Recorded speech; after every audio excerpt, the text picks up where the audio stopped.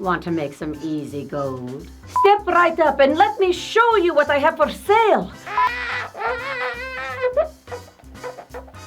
Take your balls out of your purse and go kick some ass. Hey, I'm Courtenay Taylor, and I'm a voice actor.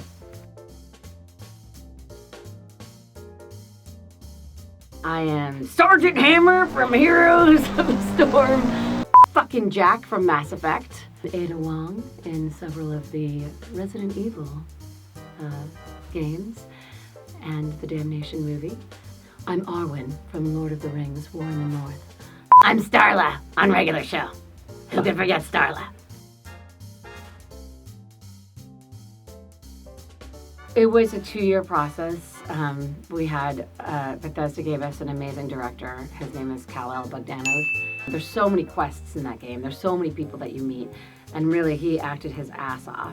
Being that he's such a strong director, it was, for me, someone who normally plays more theatrical characters. The characters I play often have a very particular point of view, to be able to reel in the acting part and let it be small and subtle so that your companions could be those characters. You be the tent pole and everybody else, serves the story around you. At first I was like, what? Oh no, I don't know if this is gonna work. And then when I started playing through the game, being able to have a director like that who you just go, yeah, okay, I trust.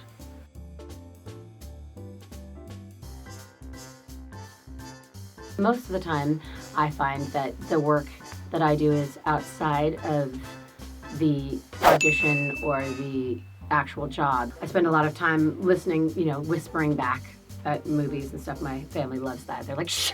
And I'm like, when I do get a script and I get the time to do it, to actually, break it down, it's very much the same process as you would for on-camera theatrical acting.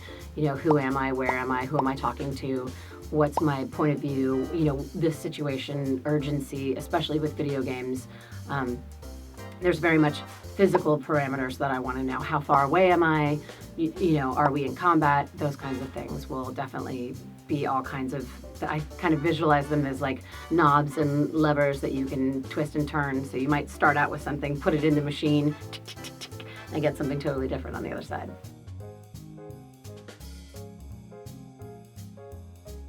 If it's really what you love to do, and I think in my experience, I got behind the mic and I was like, oh, this is it.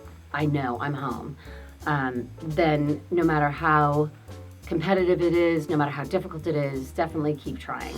But I feel like you have to respect the craft itself from the ground up.